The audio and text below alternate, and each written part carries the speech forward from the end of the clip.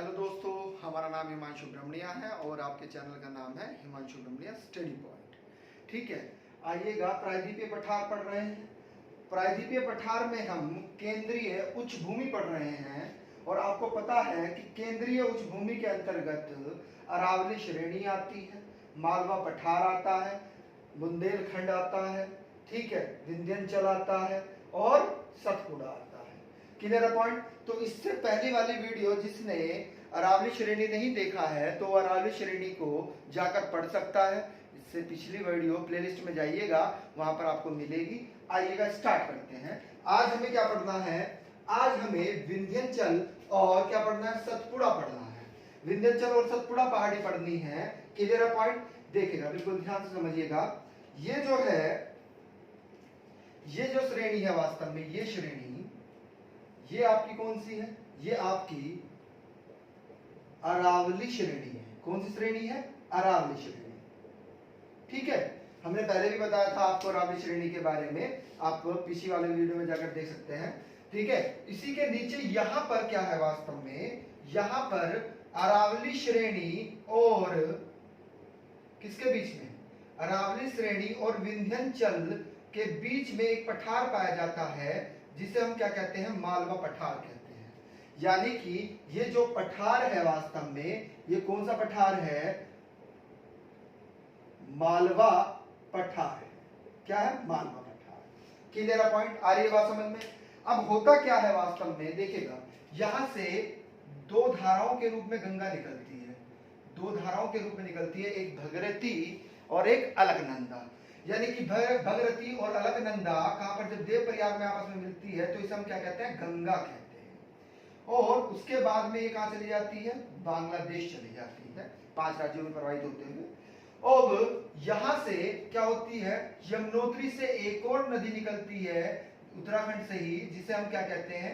यमुना कहते हैं। और कहां पर? इलाहाबाद के पास जाकर गंगा से मिल जाती है ना? इलाहाबाद के पास जाकर, इलाहाबाद जिले में है, जाकर ये आपस में मिल जाती है। अब यहां से ही एक और नदी निकलती है, वास्तव में बिल्कुल ध्यान समझिएगा, विंध्याचल पर्वत। ये कौन सा पर्वत है? ये आपका विंध्याचल श्रेणी है। 3 श्रेणियों के रूप में है। किसके रूप में है? 3 श्रेणियों के रूप में है। ठीक है, तो मालवा पठार अर्थात विंध्याचल श्रेणी से ही एक नदी निकलती है यहां से। ठीक है, इसे ही हम क्या कहते हैं? इसे ही हम चंबल कहते हैं। क्या कहते हैं? चंबल। वास्तव में चंबल जो है वह यमुना की सहायक नदी है। किसकी सहायक नदी है? यमुना की सहायक नदी है। ये तो क्या है? ये आपकी गंगा है। क्या है? गंगा। ये क्या है आपकी? ये आपकी यमुना है। यमुना। ये नदी कौन सी है आपकी? ये आपकी चंबल है। कौन सी है? चंबल। क्लियर है पॉइंट? आ रही है बात समझ में? तो वास्तव में जो ये नदी है ये मालवा पठार से होते हुए कहां जाती है? ये मालवा पठार से होते हुए किसमें मिलती है? यमुना में मिलती है, इटावा के पास। ठीक है, आ रही है बात समझ में? अब यहां से ही अरावली श्रेणी को एक नदी क्या करती है? काटती है। उस नदी को हम कहते हैं ब्रांच नदी। ठीक है, ब्रांच नदी है ये। ठीक है, आ रही है बात समझ में? अब अरावली, बिल्कुल ध्यान समझिएगा, विंध्याचल पर्वत से ही एक और नदी निकलती है जिसे हम क्या कहते हैं? काले सिंध कहते हैं। क्या कहते हैं? काले सिंध। काले सिंध नदी भी वास्तव में क्या है? लिख देते हैं, काली सिंध। काली सिंध नदी जो है वास्तव में वह किसकी सहायक नदी है? वह चंबल की सहायक नदी है। किसकी सहायक नदी है? चंबल की सहायक नदी है। पॉइंट क्लियर है? बात समझ में आ रही है? तो देखिएगा, मालवा पठार, अब देखिएगा चंबल की एक और सहायक नदी है। समझिएगा, जैसे ये चंबल है, ये चंबल है, इधर से कौन सी नदी आ रही है? मोस्ट इंपोर्टेंट है, पूछी जाती है ये नदी। ये नदी आपसे पूछी जाती है परीक्षाओं में, बहुत ही ज्यादा महत्वपूर्ण है, क्षिप्रा नदी। क्षिप्रा नदी किसकी सहायक नदी है? तो चंबल की सहायक नदी है। किसकी? चंबल की सहायक नदी है। किसकी सहायक नदी है? चंबल की सहायक नदी है। तो क्षिप्रा नदी में ही तो आपको पता है कि जो उज्जैन है, उज्जैन में क्या होता है? उज्जैन में मेला लगता है कि नहीं लगता है? उज्जैन में किसका मेला लगता है? कुंभ का मेला लगता है कि नहीं लगता है? ठीक है, इसलिए महत्वपूर्ण बन गई है। किसकी सहायक नदी है? तो ये भी वास्तव में मालवा पठार पर ही बहती है। कहां पर? मालवा पठार पर ही बहती है। ये भी आ रही है बात समझ में? क्लियर है पॉइंट? और जो मालवा पठार है, मालवा पठार में क्या है, कौन सी चट्टानें पाई जाती हैं? समझिएगा, इसको रफ कर देते हैं। देखिए, जो मालवा पठार है, मालवा पठार पर बेसाल्ट चट्टान है। कौन सी चट्टान है? सॉरी, बेसाल्ट चट्टानें हैं। ठीक है, और बेसाल्ट चट्टानों का क्या हुआ, बिल्कुल ध्यान से समझिएगा, बिल्कुल ध्यान से समझना। बेसाल्ट चट्टानों ने क्या किया? भौतिक परिवर्तन व रासायनिक परिवर्तन हुआ। क्या हुआ? भौतिक परिवर्तन व रासायनिक परिवर्तन हुआ। क्यों? क्योंकि एक के ऊपर एक परत आ रही है ना? जलोढ़ निक्षेप के कारण क्या हुआ? एक के ऊपर एक परत आ रही है, जिसके कारण क्या हुआ? इस पर दबाव लगा। दबाव लगने के कारण क्या हुआ? इनमें भौतिक व रासायनिक परिवर्तन हो गया, और इस भौतिक और रासायनिक परिवर्तन के कारण ही क्या हुआ? यहां पर काली मिट्टी का निर्माण हो गया। क्या हो गया? काली मिट्टी का निर्माण। यानी कि मालवा पठार में बेसाल्ट चट्टान के कारण क्या हुआ? काली मिट्टी का निर्माण हो गया है। और काली मिट्टी बहुत इंपॉर्टेंट है, काली मिट्टी में कपास पैदा होता है। कपासी मिट्टी को क्या कहा जाता है? काली मिट्टी कहा जाता है। क्लियर है पॉइंट? यह प्रश्न पूछा भी गया है कि मालवा का सोना, मालवा का सोना किसको कहा जाता है? तो मालवा का सोना वास्तव में कपास को कहा जाता है, क्योंकि सबसे ज्यादा कपास का उत्पादन यहीं पर होता है।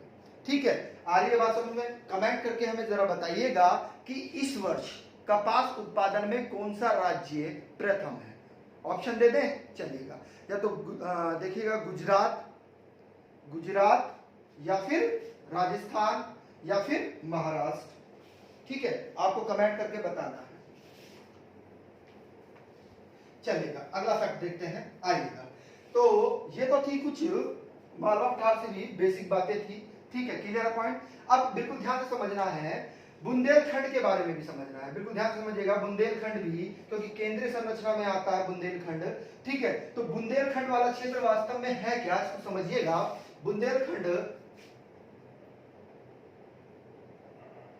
बुंदेलखंड की बात करेंगे हम, बुंदेलखंड पठार की। तो बुंदेलखंड पठार की अगर हम बात करें तो ये एमपी प्लस यूपी, अर्थात मध्य प्रदेश और यूपी में है, उत्तर प्रदेश में है। इसमें कौन सी चट्टानें पाई जाती हैं? बहुत ही महत्वपूर्ण तथ्य है, इसमें ग्रेनाइट व नीस चट्टान, कौन सी? नीस चट्टान पाई जाती है। अब इनमें भी क्या हुआ कि भौतिक परिवर्तन हुआ व रासायनिक परिवर्तन हुआ। ठीक है, इसके कारण क्या हो गया भाई? इसके कारण यहां पर कौन सी मिट्टी का निर्माण हुआ? यहां पर लाल मिट्टी का निर्माण हुआ।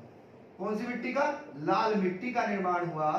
प्रश्न पूछा जाता है, बिल्कुल ध्यान से समझिएगा, प्रश्न पूछा जाता है कि लाल मिट्टी में, अर्थात बुंदेलखंड के क्षेत्र में, ये सारा यहाँ पर बुंदेलखंड का क्षेत्र है, ये है ना, ये वाला क्षेत्र, अलग छोटा सा पठार है, बता नहीं सकते, है ना? आ रही है बात समझ में? आप एटलस से जरूर देखिएगा, बुंदेलखंड का पठार हमने बताया आपको कि एमपी और यूपी में है ना, दो राज्यों में पड़ता है। ठीक है, क्लियर है पॉइंट? चलेगा। तो आपसे प्रश्न ये भी पूछा जाता है कि इस लाल मिट्टी में कौन सी फसलें की जाती हैं? तो भैया इसमें मोटे अनाज होते हैं। कौन से? मोटे अनाज होते हैं। और मोटे अनाज कौन कौन से होते हैं? जितनी भी आपकी दलहनी फसलें हैं। कौन सी फसलें? जितनी भी आपकी दलहनी फसलें हैं और तिलहन फसलें हैं, वो सब इन लाल मिट्टी में ही किया जाता है। क्लियर है पॉइंट? बुंदेलखंड से एक प्रश्न और बनता है, बिल्कुल ध्यान से समझिएगा। बुंदेलखंड पर बहने वाली प्रमुख जो नदियां हैं वह कौन सी हैं? बेतवा, कौन सी? बेतवा और केन। ठीक है, आ रही बात समझ में? अब बेतवा से क्या महत्वपूर्ण पॉइंट बनता है? बेतवा से यह महत्वपूर्ण पॉइंट बनता है कि जो झांसी जिला है, कहां पर? उत्तर प्रदेश में, यहां पर एक बांध है। उस बांध का नाम क्या है? तो उस बांध का नाम है माता टीला बांध। माता टीला बांध किस क्षेत्र में पड़ता है? बुंदेलखंड पठार पर पड़ता है। और किस नदी पर है? बेतवा नदी पर है। क्लियर है पॉइंट? आ रही है बात समझ में? क्लियर है पॉइंट यहां तक? ठीक है, बहुत बढ़िया। चलिए अब अरावली पर बात कर लेते हैं थोड़ी सी, है ना? किस पर? अरावली पर। चलिए भैया नोट्स जरूर बना दिया करें अपने, है ना? नोट्स जरूरी है। देखिएगा, विंध्यनकरण की जो चट्टाने हैं वास्तव में यह कहां से स्टार्ट हो जाता है? यहां पर एक पठार है ना? उस पठार को क्या कहते हैं? एक स्थान का नाम है, बहुत ही इंपॉर्टेंट है, पूछा जाता है क्योंकि परीक्षाओं में यह प्रश्न बन ही जाता है। काठियावाड़, काठियावाड़ पठार से ये प्रारंभ होता है। किससे? काठियावाड़ पठार से शुरू होता है। और कहां से? बिल्कुल ध्यान से समझिएगा, गुजरात, गुजरात के बाद में यूपी, यूपी के बाद में एमपी, और कुछ छत्तीसगढ़ में भी इसका क्षेत्र चले गया है, और कुछ झारखंड में भी चले गया है। कुछ क्षेत्र छत्तीसगढ़ में भी चले गया है और कुछ झारखंड में भी चले गया है। ठीक है, ज्यादा जो इसका क्षेत्रफल है वास्तव में वो मध्य प्रदेश में है। कहां पर है? मध्य प्रदेश में है। किसका? विंध्याचल पर्वत श्रेणी का। क्लियर है पॉइंट? बात समझ में आ रही है? यहां तक क्लियर है?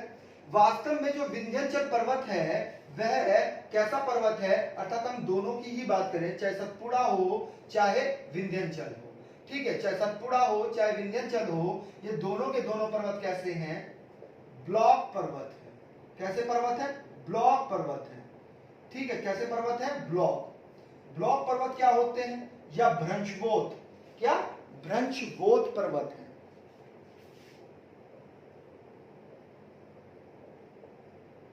भ्रंशवोत पर्वत। ठीक है, भ्रंशवोत पर्वत क्या होते हैं? देखिएगा, बिल्कुल ध्यान से समझना है, बिल्कुल ध्यान से। ये आपका जो ये वाला पठार, ये वाले जो श्रेणी है, वास्तव में ये कौन सी श्रेणी है? ये आपकी सतपुड़ा है। कौन सी है? सतपुड़ा श्रेणी है। बिल्कुल ध्यान से समझिएगा। आपने देखा कि सबसे ऊपर कौन सी है? क्रम भी पूछा जाता है, महत्वपूर्ण है, याद रखिएगा। सबसे ऊपर जो रेड कलर की हमने बनाई है, ये कौन सी है? ये अरावली है। अरावली के दक्षिण में कौन सा पठार आता है? मालवा पठार आता है। मालवा पठार के दक्षिण में क्या आता है? कौन सी संरचना है? तो मालवा पठार के दक्षिण में विंध्याचल श्रेणी है। और विंध्याचल श्रेणी के दक्षिण में क्या है? यहां पर देखिएगा, यहां पर एक चोटी है, उस चोटी का नाम है अमरकंटक। क्या है? अमरकंटक। ठीक है, आ रही है बात समझ में? तो अमरकंटक, अमरकंटक से ही क्या होता है? वास्तव में एक नदी निकलती है। क्या है? एक नदी निकलती है। कौन सी? जो पश्चिम दिशा में प्रवाहित होती है। किसमें? जो पश्चिम दिशा में प्रवाहित होती है। और अपना मुहाना कहां बनाती है? अपना मुहाना कहां बना रही है? बिल्कुल ध्यान समझिएगा, इस नदी का नाम बता रहे हैं। इस नदी का नाम है नर्मदा नदी। ठीक है, यानी कि यह प्रश्न पूछा भी जाता है कि अरब सागर में जल गिराने वाली सबसे लंबी नदी, तो अरब सागर में जल गिराने वाली सबसे लंबी नदी कौन सी है? नर्मदा। ठीक है, और नर्मदा नदी वास्तव में अपनी भ्रंश घाटी में बहती है। भ्रंश घाटी क्या होती है? यानी कि ज्यादा अवतलित क्षेत्र। ठीक है, ज्यादा अवतलित क्षेत्र। आइएगा, वही चीज समझा रहे हैं। तो इसके बाद में कौन सी आती है? कौन सी घाटी? नर्मदा भ्रंश घाटी है। अब इसके दक्षिण में क्या है? तो इसके दक्षिण में आपने पढ़ा भी कि ये पर्वत है। ये पर्वत कौन सा है? ये पर्वत है आपका सतपुड़ा। सतपुड़ा पर्वत है। अब सतपुड़ा पर्वत जो है, यहां पर एक छोटा सा पठार है। इस पहाड़ी के श्रेणी के नीचे एक छोटा सा पठार है, जिसे हम क्या कहते हैं? बैतूल का पठार। बैतूल का पठार कहते हैं। क्या कहते हैं? बैतूल का पठार कहते हैं। अब इस बैतूल के पठार से एक नदी निकलती है। वास्तव में इस नदी को हम क्या कहते हैं? इस नदी को हम नर्मदा नदी कहते हैं। और ये भी अपना जल खंबात की खाड़ी में ही गिराती है। नर्मदा भी कहां गिरा रही है अपना जल? खंबात की खाड़ी में। और जबकि कौन सी नदी? ताप्ती नदी या तापी नदी। ताप्ती नदी या तापी नदी भी अपना जल खंबात की खाड़ी में ही गिराती है, और ये भी क्या करती है, ये भी अपनी भ्रंश घाटी में बहती है। किसमें बहती है? अपनी भ्रंश घाटी में बहती है। भारत की 3 नदियां अपनी भ्रंश घाटी में बहती हैं। तीसरे के बारे में अभी थोड़ी देर बाद में हम बताएंगे, डिस्कशन करेंगे। अभी फिलहाल हमने 2 नदियां बताई हैं आपको, कौन कौन सी? तापी और नर्मदा नदी। तो सतपुड़ा पहाड़ी जो है श्रेणी जो है, इसी के दक्षिण में कौन सी संरचना पाई जाती है? तो इसी के नीचे जो है आपका कौन सी? ताप्ती भ्रंश घाटी, ताप्ती भ्रंश घाटी। तो इस क्रम को आपको कभी नहीं भूलना है, ये क्रम आपसे पूछा जाता है एग्जाम में, आपको स्क्रीनशॉट लेना है तो आप ले सकते हैं, ठीक है, वरना हम आगे चल रहे हैं। ठीक है, चलिए इसको रफ कर देते हैं। देखिएगा भ्रंशवोत पर्वत क्या होती है, अब बिल्कुल ध्यान से समझना है। वास्तव में ये आपकी कौन सी नदी? ये आपकी नर्मदा नदी, और ये कौन सी आपकी? ये आपकी तापी नदी। यानी कि ये नर्मदा नदी है, ये आपकी ताप्ती नदी है। अब हुआ क्या वास्तव में, बिल्कुल सिंपल सी बात समझिएगा कि जो बीच में ये उठा हुआ क्षेत्र है, ये वाला क्षेत्र, ये वास्तव में क्या है? ये वास्तव में क्या बन गया है? ये वास्तव में एक पर्वत ही तो बन गया है। यानी कि वास्तविक पर्वत न होकर ये कैसा पर्वत बन गया है? एक ब्लॉक पर्वत बन गया है। क्या बन गया? ब्लॉक पर्वत। ब्लॉक पर्वत किसे कहते हैं? जो 2 नदियों के भ्रंश घाटी के बीच में उठा हुआ भूखंड होता है, उसे ही हम क्या कहते हैं? भ्रंशवोत पर्वत अर्थात ब्लॉक पर्वत कहते हैं। क्लियर है पॉइंट? देखिएगा यहां पर ये बीच में उठा हुआ भाग है कौन सा? सतपुड़ा।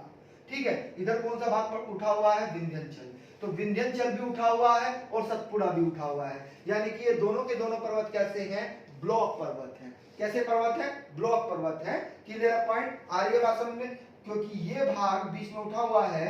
सपोज दैट कोई नदी के क्षेत्र में यहाँ पर कोई व्यक्ति खड़ा है और कोई व्यक्ति यहाँ पर खड़ा है, तो यहाँ पर जो खड़ा हुआ व्यक्ति है तो उसे यही लगेगा कि ये एक व्यक्ति जो यहाँ पर खड़ा है कि ये पर्वत पर खड़ा है। कहां पर खड़ा है? पर्वत पर खड़ा है।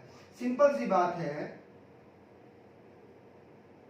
ये नदी घाटी है। अब यहां पर अगर कोई व्यक्ति खड़ा है और यहां पर वह देखेगा तो क्या दिखाई देगा? उसे ऊंचाई पर ही दिखाई देगा, अर्थात उसको ऐसा लगेगा कि ये क्या है? एक पर्वत है। तो ऐसे पर्वतों को हम क्या कहते हैं? भ्रंशवोत पर्वत कहते हैं, अर्थात ब्लॉक पर्वत कहते हैं। बात समझ में आ गई होगी। देखिएगा रटना बिल्कुल भी नहीं है, चीजों को समझना है। अगर आप समझ लेंगे तो सारी चीजें आपकी क्लियर हो जाएंगी।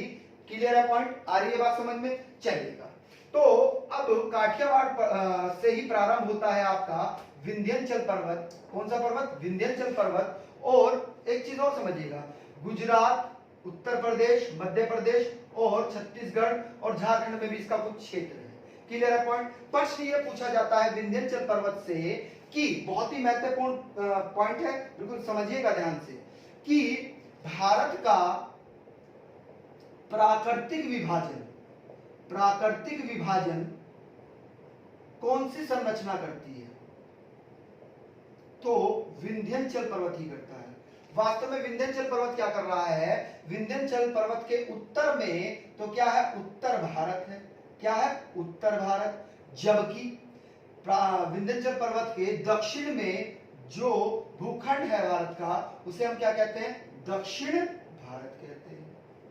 पूछा जाएगा कि दक्षिण भारत व उत्तर भारत को कौन सी संरचना या कौन सी श्रेणी अलग करती है? तो आपका आंसर होगा विंध्याचल पर्वत क्या करती है? अलग करती है। क्लियर है पॉइंट? आ रही है बात समझ में? ठीक है, अगला फैक्ट समझिएगा, बहुत ही महत्वपूर्ण है अगला फैक्ट भी। भैया डायग्राम जरूर बना लिया करें, है ना। नोट जब आप बनाते हैं अपने तो डायग्राम के माध्यम से चीजों को नोट आउट करते रहो। ठीक है, तो काठियावाड़ से शुरू होता है भाई, और काठियावाड़ से शुरू होने के बाद में बहुत ही ज्यादा इंपॉर्टेंट चीज क्या बनती है कि वास्तव में जो विंध्याचल पर्वत है, विंध्याचल पर्वत में जो उत्तर प्रदेश है, यूपी, और नीचे क्या? एमपी, एटलस जरूर रख लें अपने पास, एमपी। तो ये इन दोनों के बीच में सीमा बनाती है। प्रश्न पूछा जाता है कि उत्तर प्रदेश और मध्य प्रदेश के बीच में सीमा बनाने वाली पर्वत श्रेणी का क्या नाम है? तो पर्वत श्रेणी का नाम है विंध्याचल पर्वत। कौन सा? विंध्याचल पर्वत है। क्लियर है पॉइंट? आ रही बात समझ में? देखिएगा, उत्तर प्रदेश में सोनभद्र जिले अगर हम बात करें तो सोनभद्र है। कौन सा? सोनभद्र जिला है ना? आपका मिर्जापुर सुना होगा आपने, मिर्जापुर, वो इस अरावली श्रेणी के क्षेत्र में ही आते हैं। किसके? इस अरावली श्रेणी के क्षेत्र में ही आते हैं वास्तव में यहाँ पर। ठीक है, आ रही है बात समझे? अगर हम एमपी की बात करें तो यहाँ पर पन्ना जिला है, रीवा है, सतना है। ये जिले कहां पर आते हैं? 3, ये इससे ही लगे हुए हैं, ये एमपी के जिले हैं। तभी तो आपने देखा होगा, बिल्कुल ध्यान से समझिएगा, आपसे पूछा भी जाता है, ये महत्वपूर्ण है, बहुत ही ज्यादा महत्वपूर्ण है। ठीक है, कि इसको आप डायग्राम के माध्यम से समझ गए हैं। ठीक है, क्लियर है पॉइंट? अब यहाँ पर होता क्या है कि यहाँ पर कुछ अधात्विक खनिज पाई जाती है। क्या? अधात्विक खनिज पाई जाती हैं। और वे अधात्विक खनिज कौन कौन सी हैं? बिल्कुल ध्यान से समझिएगा। अधात्विक खनिज जैसे कि आपको कह दिया जाए सेल खड़ी, ठीक है, जिप्सम, ठीक है, जिप्सम, चौक कह दिया जाए आपको, चौक जो बनती है, चौक, ये सब कहां पर मिलते हैं? ये वास्तव में विंध्यनकरम की चट्टानों में ही मिलते हैं।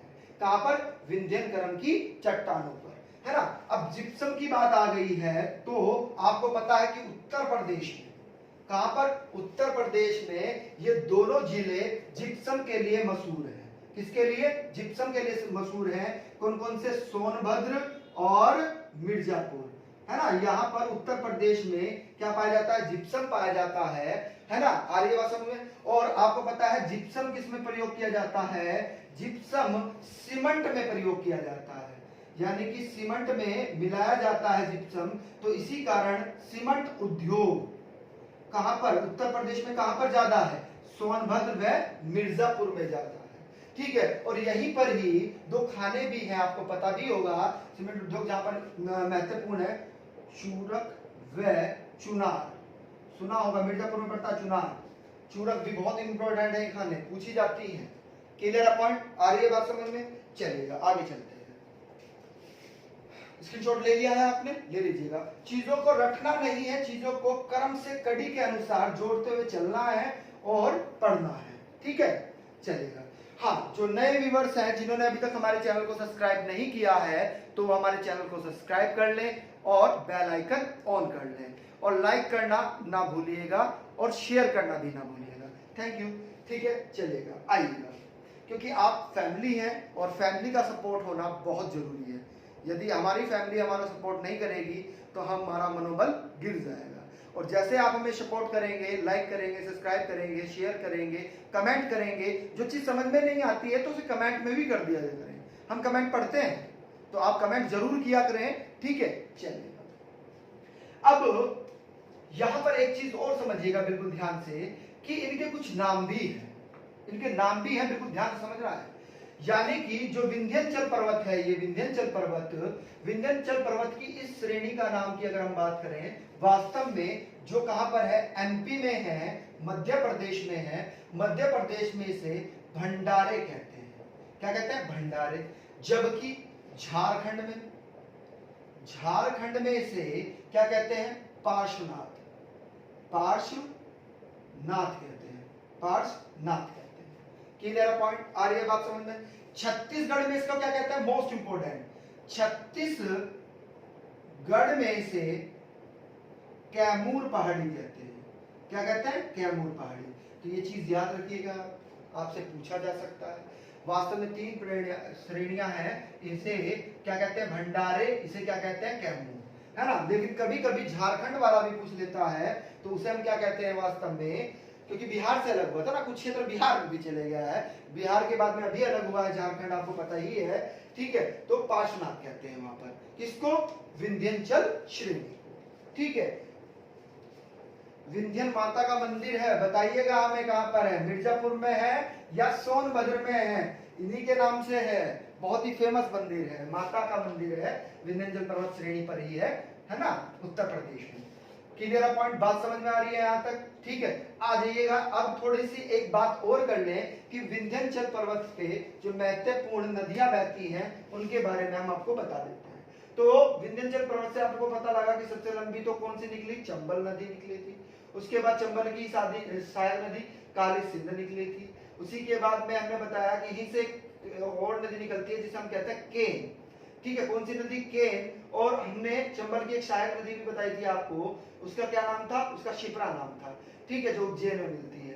तो काली सिंध, रिहंद, शिप्रा, पार्वती, चंबल, बेतवा और केन, ये नदियां कहां से निकल रही हैं वास्तव में, विंध्याचल श्रेणी से निकल रही हैं। अब अगर हम खनिज की बात करें कि विंध्याचल के खनिज कौन कौन से हैं, किसमें खनिज कौन कौन से पाए जाते हैं, तो विंध्याचल पर्वत श्रेणी के क्षेत्र में जो खनिज पाए जाते हैं वह लाल मिट्टी पाई जाती है, यानी कि लाल पत्थर,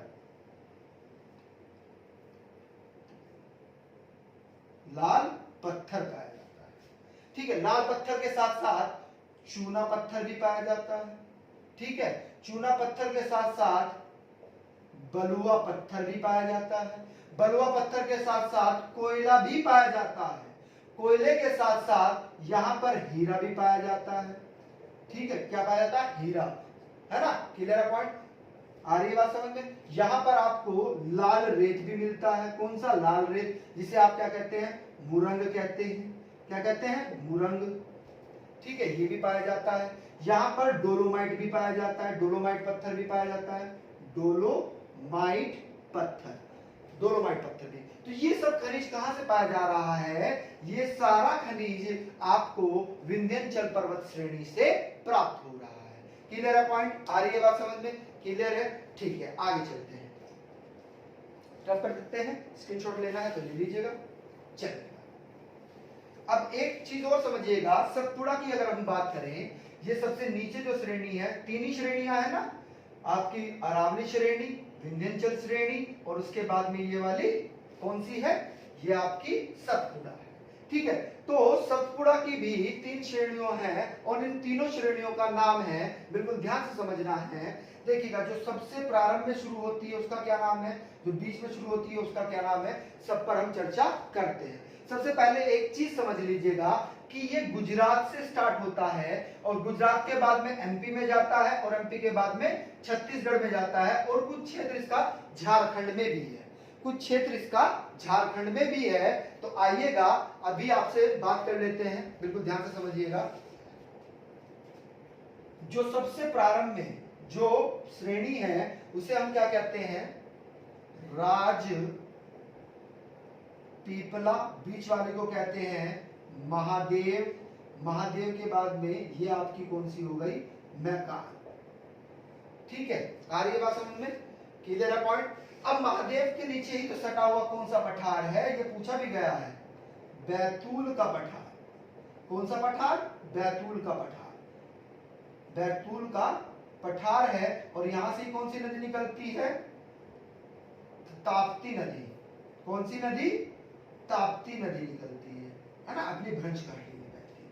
क्लियर है पॉइंट, आ रही है बात समझ में। अब इसकी जो महत्वपूर्ण चीज क्या है, ये जो महादेव पहाड़ी है वास्तव में, ये बीच वाली जो श्रेणी है ये महादेव पहाड़ी, इस पर ही इसकी सबसे ऊंची चोटी धूपगढ़ स्थित है, कौन सी, धूपगढ़ स्थित है, अर्थात यहाँ पर महादेव पहाड़ी पर ही इसकी सबसे ऊंची चोटी कौन सी, धूपगढ़ स्थित है, सबसे ऊंची चोटी है किसकी, सतपुड़ा पहाड़ी की, है ना, सतपुड़ा पहाड़ी की सबसे ऊंची चोटी का नाम धूपगढ़ है, जो महादेव पहाड़ी पर स्थित है। क्लियर है, कहां पर, एमपी में, कहां पर, एमपी अर्थात मध्य प्रदेश में, क्लियर है। और धूपगढ़ के पास में ही एक हिल स्टेशन है और हिल स्टेशन पे वो पूछा जाता है जिसका नाम क्या है, Pachmarhi, Pachmarhi hill station, hill station है। और वास्तव में यहां पर एक जैव आरक्षित क्षेत्र भी है, क्या है, जैव आरक्षित क्षेत्र, जैव आरक्षित क्षेत्र, 3 क्षेत्र होते हैं ना आपके, राष्ट्रीय उद्यान होता है, जैव आरक्षित क्षेत्र होता है और वन्यजीव अभ्यारण्य होता है। ठीक है, जब इन्वायरमेंट पढ़ाएंगे तब आपको बताएंगे कि जैव आरक्षित क्षेत्र होता क्या है। क्लियर है पॉइंट? आ रही है बात समझ में? यहां तक क्लियर है? ठीक है। अब वास्तव में ये अमरकंटक, यानी कि अमरकंटक से ही कौन सी नदी निकली? अमरकंटक से ही आपकी नर्मदा नदी निकली थी। किससे? नर्मदा नदी। यानी कि कहने का तात्पर्य ये है कि जो मैकाल पहाड़ी है, मैकाल पहाड़ी की सबसे ऊंची चोटी का नाम क्या है? अमरकंटक है। वास्तव में एक पठारनुमा स्थिति भी है यहाँ पर और चोटी भी है, अमरकंटक।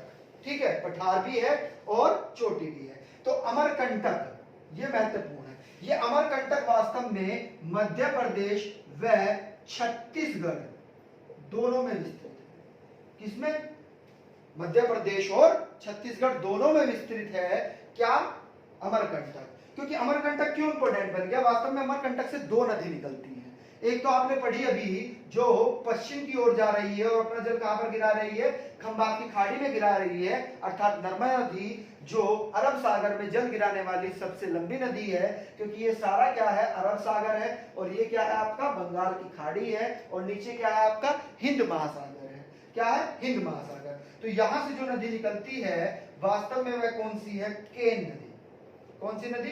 केन। केन नदी भी यहीं से निकलती है, सॉरी सोन नदी, सॉरी हम अपने शब्दों को वापस लेते हैं, सोन नदी। सोन नदी अपना जल गंगा में गिराती है। सोन नदी अपना जल किसमें गिरा रही है? कौन सी नदी है? सोन नदी। तो सोन नदी अपना जल किसमें गिराती है? अपना जल यमुना में न गिराकर गंगा में गिराती है। क्लियर है पॉइंट? आ रही है बात समझ में? अब वास्तव में यहां पर एक पठार है। क्या है? एक पठार है। उस पठार को हम क्या कहते हैं? ये यहां पर एक पठार है। इस पठार को हम क्या कहते हैं? इस पठार को हम कहते हैं छोटा नागपुर पठार कहते हैं। क्या कहते हैं? छोटा नागपुर पठार कहते हैं। अब छोटा नागपुर पठार के पूर्व की ओर निकली हुई एक श्रेणी है, जिसे हम क्या कहते हैं? इस श्रेणी को हम कहते हैं, बिल्कुल ध्यान से समझना है, इस श्रेणी को हम कहते हैं राजपीपला। राजपीपला पहाड़ी। क्या कहते हैं? राजपीपला पहाड़ी कहते हैं। वास्तव में प्रायद्वीपीय पठार का ही ये पूर्वी विस्तार है, अर्थात छोटा नागपुर पठार का ही ये क्या है? पूर्वी विस्तार है। और इसी का ही पूर्वी विस्तार क्या है? वास्तव में इसी का ही पूर्वी विस्तार शिलांग पठार है। क्या है? शिलांग पठार। ये कौन सा पठार है? ये शिलांग पठार है। शिलांग पठार है। और शिलांग पठार पर 3 श्रेणियां पाई जाती हैं, 3 चोटियां पाई जाती हैं। उन चोटियों का नाम क्या है? गारो, गारो, खासी, जयंती। यानी कि 3 चोटियां कौन कौन सी हैं? गारो, खासी, जयंतियां। ये किसके अंतर्गत आती हैं?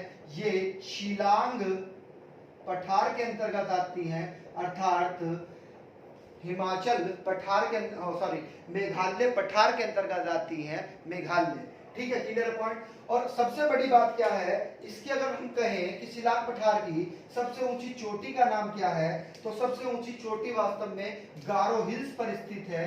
गारो पर स्थित है। इसे हम कहते हैं नोक रेक। क्या है? नोक रेक। किस पर? गारो हिल्स पर स्थित है सबसे ऊंची चोटी, नोक रेक। Clear point? और इसका ही पूर्वी विस्तार क्या है? वास्तव में इसका ही पूर्वी विस्तार असम में पहुंच गया है। कहां पर? असम में। ठीक है, असम में। असम में ही 2 पहाड़ियां हैं जो किसका पूर्वी विस्तार है?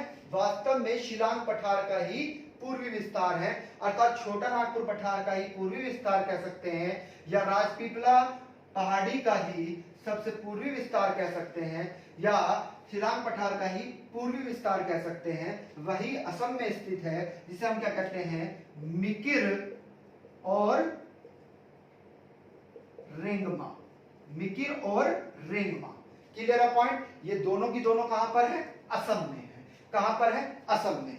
ठीक है, हम रफ कर रहे हैं, स्क्रीनशॉट लेना है तो ले लीजिएगा। क्लियर है पॉइंट, चलेगा।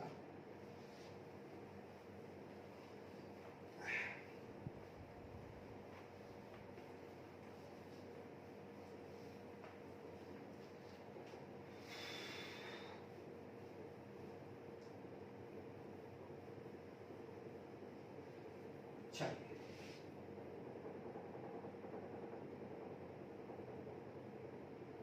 ठीक, इसको भी रफ कर देते हैं। अब हुआ क्या वास्तव में, नदियों ने क्या किया, ये पर्वतमाला वास्तव में जो छोटा नागपुर पठार है, छोटा नागपुर पठार का जो राजपीपला की पहाड़ी है, वास्तव में ये यहाँ तक ही थी, असम तक ही पहुंची हुई थी। पर नदियों ने क्या कर दिया, इसको काट छाड़ दिया, अवतलित कर दिया, जिसके कारण यहाँ पर एक देश का निर्माण हुआ, जिस देश को हम क्या कहते हैं, बांग्लादेश। बांग्लादेश कहते हैं। आपको पता होगा कि बांग्लादेश में कोई भी पर्वत नहीं है, बांग्लादेश में कोई भी पर्वत नहीं है, क्योंकि वह जलोढ़ मिट्टी के कारण ही तो बना है। इन पर्वतों को काट कर जिन नदियों ने क्या किया है, एक मैदान का निर्माण कर दिया है, वास्तव में उसके कारण ही किसका निर्माण हुआ है, बांग्लादेश का निर्माण हुआ है। अब इसी बीच में जो ये गैप आ गया है यहाँ पर, है ना, इन श्रेणियों के बीच में क्या आ गया है, गैप आ गया है, अर्थात राजमहल की पहाड़ी और शिलांग पठार के बीच में, है ना। यानी कि ऐसे समझिएगा, राजमहल, सॉरी हमने राजपीपला लिख दिया, यहाँ पर गलत हो गया है, समझिएगा ये राजमहल है,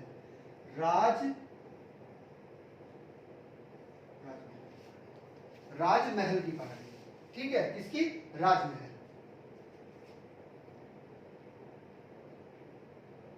ठीक है, आ रही है बात समझ में। और यहां पर कौन सा है, शिलांग पठार। तो हुआ क्या, बीच में जो पर्वत था, ये पठार था, ये नदियों के द्वारा क्या हुआ, अपेक्षित हो गया है, कट गया है ना, जलोढ़ निक्षेप के कारण। और यहां पर किसका निर्माण हो गया, एक देश का निर्माण हो गया है, जिसे आप क्या कहते हैं, बांग्लादेश कहते हैं। क्या कहते हैं, बांग्लादेश कहते हैं। क्या कहते हैं, बांग्लादेश कहते हैं। तो यहां पर जो ये गैप है, यानी कि इन दोनों के बीच में ये जो गैप आ गया है, खाली स्थान आ गया है, इसी गैप को हम क्या कहते हैं, इसी गैप को हम, बहुत इंपॉर्टेंट है, मालदा गैप कहते हैं, या इसी का ही दूसरा नाम है, यहां से एक नाम ले लीजिएगा, राजमहल गारो गैप, राजमहल गारो गैप, ये दूसरा नाम है। क्योंकि शिलांग पठार की सबसे पहली श्रेणी जो है वह कौन सी है, गारो ही तो है, उसके बाद में कौन सी है, खासी है, और तीसरी कौन सी है, जयंतियां है। कौन सी, जयंतियां। तो यहां से एक नाम ले लिया है और यहां से एक नाम ले लिया है, दोनों को मिक्स कर दिया है, राजमहल गारो गैप या फिर मालदा गैप, है ना। ये बीच का जो खाली स्थान है, इसको हम क्या कहते हैं, मालदा गैप या राजमहल गारो गैप कहते हैं। क्लियर है पॉइंट, आ रही है बात समझ में। आइएगा दक्षिण के पठार की भी यहीं पर चर्चा कर लेते हैं, इसको रफ कर रहे हैं, ठीक है। आइए, हाँ, तीसरी भ्रंश घाटी में बहने वाली जो नदी है, आइएगा उस पर भी चर्चा कर लेते हैं, समझिएगा। ये छोटा नागपुर पठार के बीचों बीच से एक नदी निकलती है, ठीक है, जिसे हम क्या कहते हैं, दामोदर नदी। क्या कहते हैं, दामोदर नदी कहते हैं। तो दामोदर नदी भी क्या करती है, वास्तव में अपनी भ्रंश घाटी में बहती है ना। किसमें बहती है, अपनी भ्रंश घाटी में बहती है दामोदर नदी। क्लियर है पॉइंट, आ रही है बात समझ में, चलिएगा, ठीक है। तो तीन नदियां क्या बहती हैं अपनी भ्रंश घाटी में, ताप्ती, नर्मदा और दामोदर, ठीक है। आइएगा अब हम बात कर लेते हैं दक्कन पठार की। वास्तव में ये जो पठार है, यहाँ पर पूरा ही जो पठार है, ज्यादा क्षेत्र इसका महाराष्ट्र में है ना। कहां पर है, महाराष्ट्र में। तो ये दक्कन पठार की अवस्थिति है। तो देखिएगा, बिल्कुल ध्यान से समझना है, दक्कन पठार की बात कर रहे हैं। इसकी कुछ चोटियां हैं, कुछ पहाड़ियां हैं, उनका नाम आपको जानना बहुत जरूरी है, परीक्षा में पूछी जाती है। ये महाराष्ट्र में स्थित है। कहां पर स्थित है, महाराष्ट्र में। इसका ज्यादा क्षेत्र कहां पर है, महाराष्ट्र में है। तो महाराष्ट्र की कुछ पहाड़ियां हैं, हम नाम लिख रहे हैं, आप ध्यान से समझ लीजिएगा। ठीक है, बिल्कुल ध्यान समझना है। अजंता, कबीरगढ़, बालाघाट,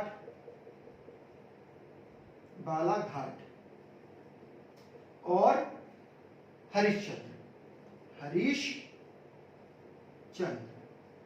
तो ये कुछ पहाड़ियां हैं जो दक्कन पठार के अंतर्गत महाराष्ट्र क्षेत्र में स्थित हैं, ये भी आपको याद रखनी है। ठीक है, ये जो क्षेत्र है वास्तव में, ये वाला जो क्षेत्र है, ये गुजरात वाला क्षेत्र, इसे हम क्या कहते हैं? सौराष्ट्र कहते हैं।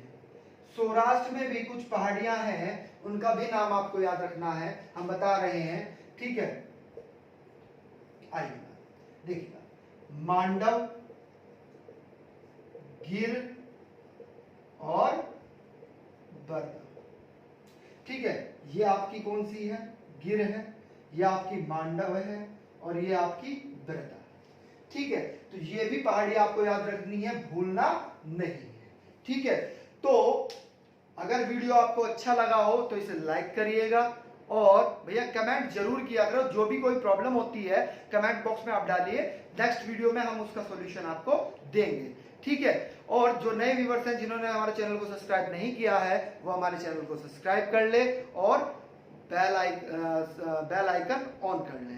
ठीक है, और वीडियो अच्छी लगी हो तो उसको लाइक कर दीजिएगा। Thank you. नेक्स्ट वीडियो में हम आपको पश्चिमी घाट पर्वत पढ़ाएंगे और पूर्वी घाट पर्वत पढ़ाएंगे, क्योंकि होता क्या है वास्तव में चीज बिल्कुल ध्यान समझना है। यहां से ही त्र्यंबक नामक से गोदावरी नदी निकलती है, यहां से कृष्णा नदी निकलती है, यहां से कावेरी नदी निकलती है, सॉरी कृष्णा यहां पर आएगी। ठीक है, ये कावेरी नदी। ठीक है, तो इनके बारे में भी चर्चा होगी, कौन सी नदी कहां से कौन सी नदी निकल रही है। नेक्स्ट लेक्चर हमारा पश्चिमी घाट पर्वत पर ही रहेगा, और नेक्स्ट लेक्चर हमारा पूर्वी घाट पर्वत पर रहेगा।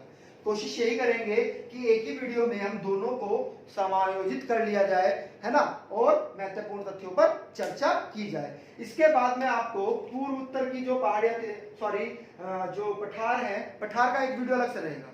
भारत में जितने भी पठार हैं, मवाड़ पठार, मारवाड़ पठार, मेवाड़ पठार, छत्तीसगढ़ का पठार, बुंदेलखंड का पठार, है ना, इनके सब पठारों पर एक पठार पर पूरी वीडियो रहेगी। भारत के सारे पठार वहां पर छोटे बड़े सब हम उसके नीचे, जैसे सपोज दैट हम बात करने लगे हैं कि यहीं पर क्या है, बस्तर का पठार है, दंडकारण्य का पठार, उसी के नीचे बस्तर का पठार, तो सब पठारों पर चर्चा होगी। वो एक ही वीडियो रहेगी, है ना, उसमें सारे पठारों की हम चर्चा करेंगे। ठीक है, आ रही है बात समझ में। इसके बाद हम नदी तंत्र चालू करेंगे, और सबसे पहले हम गंगा नदी तंत्र को पढ़ाएंगे। ये आपके पर्वत समाप्त हो जाए, पर्वत समाप्त होने के बाद में इनकी चोटियां समाप्त हो जाएंगी, तो उसके बाद में आपको नदी तंत्र पढ़ाएंगे। ठीक है, तीनों नदी तंत्र पढ़ाने के बाद में फिर उसके बाद में हम प्राकृतिक प्रदेश में आएंगे, यानी वनस्पतियों पर चर्चा करेंगे, जल संसाधन को लेंगे। ठीक है, थैंक यू।